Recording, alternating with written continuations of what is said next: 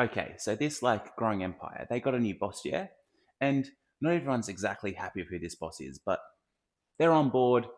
We're an empire. We're going to do some conquering. So we're taking over this new continent, right? And it's been a pretty easy job. It's been taking a lot of time, but I've just got two main cities left. And, we've teamed up with these giant bug dudes that we can ride around on. And the people that we're fighting against have this huge floating city that is like the home to this elder race that has been around for thousands of years and have some weird magical powers. And we're traveling through some magical warren thing to go get yelled at by our sister. Hang on, what am I talking about? That's right. Gardens of the Moon, book one of Malazan, Book of the Fallen by Stephen Erickson. A book so good, I've now read it twice. Malazan is one of the most hyped series in the fantasy community. It receives a lot of praise, and it's often talked about how confusing it is and how much of a challenging read it is. Now, having recently read it for a second time, I wanted to dive into it, talk about what is this series about? What makes it so good? Why is it so praised? Does it deserve all the praise that it gets? And is it really as confusing as people talk about it? And a little spoiler, so you don't have to wait till the end. I don't think it's as confusing as it's made out to be. You can go and watch my first review that I did of it when I first started making videos, and I still had that same opinion that you can get a good grasp of what's going on. It's not as confusing as it's made out to be. It really deserves the hype that it gets. I've really loved reading Gardens of the Moon both times I read it. Last year, when I read it for the first time, I was just blown away, had a great time. And then this time, reading it through with my girlfriend, just had an even better time as I understood things even more. And I wanted to make another video covering it again, just to let people know that it is accessible and that it's a great series that you shouldn't hold off on reading just because people keep saying it's really confusing. But before we go any further, make sure you like the video, you click subscribe so you can keep getting good fantasy content, and let me know down in the comments if you've tried Malazan before and what your experience has been with it. So diving into what is the series Malazan Book of the Fallen about, and what is Gardens of the Moon about specifically. So the basic concept for Malazan is we are following the Malazan Empire whilst it's at a pivotal moment. So the Malazan Empire, right before Gardens of the Moon, we get a change of leadership. And not everyone's happy with this change of leadership. There's a little bit of political unrest, and not everyone's vibing with who this new leader is. So we get some good intrigue right from the get-go. But the Malazan Empire, it's been growing for years, and it's still trying to grow and expand its borders. So when we get to Gardens of the Moon, we are on the continent of Genabacchus, a continent that the Empire is trying to conquer. And in Gardens of the Moon, we just have two cities left on this continent that we need to take over. The Malazan Empire seems to be doing pretty well. They've recently just teamed up with the Moranth, who are a species of smart giant bugs, basically, like I think flying ants that you can ride, though they're a really that but they're their own people and fighting force as themselves.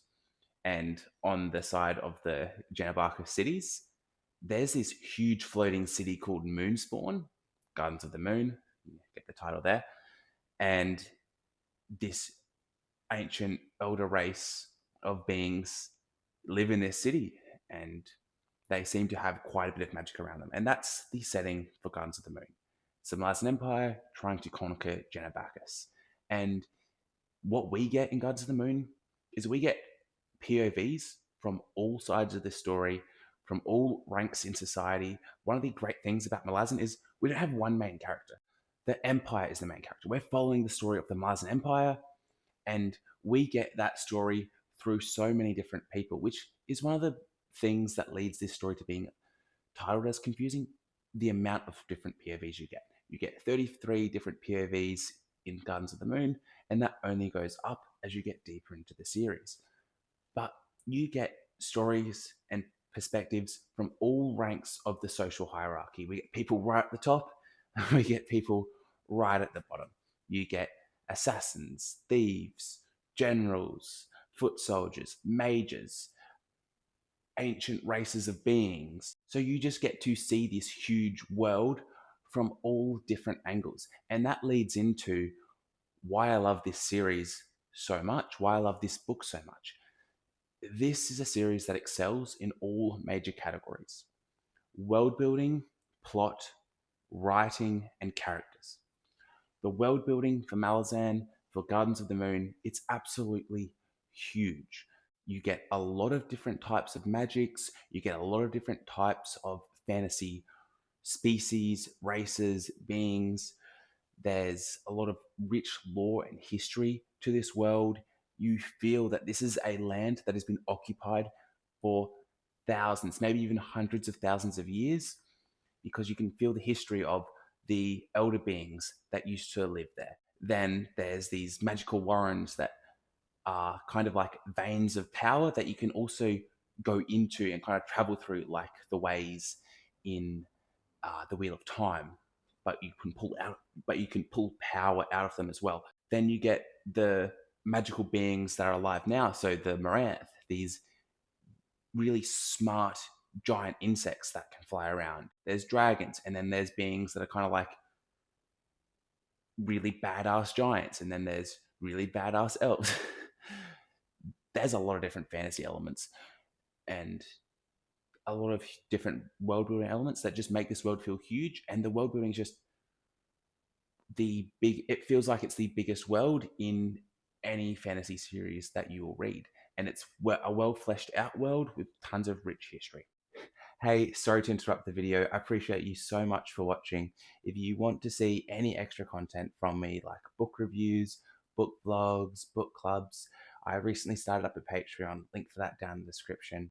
If you wanted to support the channel a little extra, but just watching, liking, commenting, it means the world to me. Thank you so much. Then the writing and the prose just helps to elevate both the world and the characters.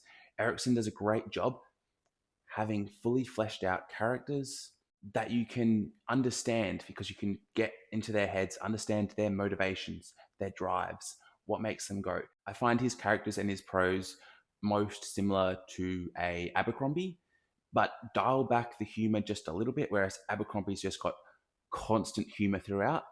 Erikson's still got that same good humor, just less of it and a little bit more floweriness with the prose. So you get that gritty, real tone, just with a little bit more flowery descriptions throughout, which I love. It just helps to really paint the picture of the world and the setting that he's trying to show off. But we get deep characters that we really understand and are always compelled by their stories. And he really gets to show off how good he is with characters, because we have 33 different POVs, but they all make sense. They're all their own people. They all have their own drives, and they're all very different. Superb character work, superb writing, superb world building, and the plot just huge. He's weaving this big story that just all comes together at the end. It all makes sense by the end. Kind of like that Stormlight, kind of like that Sanderson sort of Sanderlanche, where everything comes together and makes sense at the end. It does in an Erikson book, but there's also lots of interesting events throughout. It's not like he's holding off for a big event at the end. No, there's big, interesting things all the way through the books. All ties in. So well done. And one of the other things I really appreciate about Malazan is there's no hand holding. Erikson just expects you to pay attention to his books, so he's not going to rehash things over and over again. He's going to give you everything you need to understand it. You just need to be paying attention. He's not going to lay out every single rule of the magics or remind you of what happened a few chapters ago over and over again. He's just going to give you the story and expect you to be paying attention. And if you lose attention and don't exactly understand exactly what's going on, you will be fine. Like, you will be able to understand enough to get a good idea of what's going on. Like, my channel is called Spaced Out Reads because I space out. I have really bad attention span issues. That's why I started reading, so I could work on building my attention span up. But I still have issues where I sometimes am reading a page, but my brain is just somewhere else. I was still able to get I was still able to understand these and have a good time. Also, sometimes I was listening to this. The narrator is absolutely fantastic. So if you're an audiobook person, you've got a great narrator to look forward to. And then going over how confusing Malazan really is. Yes, you have to pay more attention than you do with any other fantasy book, because there is a lot more POVs that you have to focus on. And Erikson will use more of a vocabulary than a lot of other authors will. So sometimes there might be a word you don't understand, or he might use lots of different names for the same person. So he might call this person Steve, but Steve's also a cobbler, so he might call him the cobbler, or he might also be known for this other thing, so have another name for that person. So there might be like different titles he'll use for the same character. So you have to be paying attention to make sure you don't miss that. Oh, it's actually talking about this assassin that we already know about, but he's just using their assassin name or something like that. So you'll need to pay attention for things like that. But it's really not as confusing as it's made out to be. And if you do struggle to keep up with the amount of storylines and characters that are, going on in Malazan, and the extra vocabulary is just a bit much for you, there are guides that you can get off Reddit. If you search Gardens of the Moon Companion Guide, go on Reddit, you'll find some great guides that are there that just have all the events of a chapter dot pointed out. So if you kind of feel like you didn't fully understand the chapter, just go through the dot points and then it all makes sense for you. There's multiple podcasts out there that go through these books chapter by chapter. So if you feel a little lost, just check out one of those podcasts and it will make things make sense for you. But I think if you just try these books, they'll end up making a lot more sense than you think. Those guides are very helpful if you just feel a little bit lost. So keep one of those on hand. But if I can read this and have a great time with it, I think you will too. So I really don't want you to feel scared of this series. One of my clients and good friends recently asked me for a book to get them back reading fantasy. They read all the time, but they don't ever read fiction. They'd read some fantasies years and years ago, but hadn't read anything recently. They love tabletop games and they're a very switched on person. So I gave them Malazan and they are loving it. They're currently in Deadhouse Gates and ripping through it. So don't feel like you have to read a lot of fantasy to read Malazan. You just need to be someone that pays attention and focuses on your books. His first fantasy in decades and he's loving it. And as I mentioned at the start, I did this reread with my girlfriend and she does read quite a bit of fantasy, but she also said this made a lot more sense than she thought it would based on how it is talked about online. It's not as easy to read as a Sanderson, obviously, but if you pay attention, I think you have a good time with it. So I hope after watching this, you do feel like reading Malazan. It is kind of like the final boss of fantasy. The world building is the biggest. The writing is absolutely brilliant. The plotting is huge. Just it's epic fantasy done at the most epic scale. I hope you don't get put off. I hope you check it out. Thank you so much for watching this video. I hope you have a great day.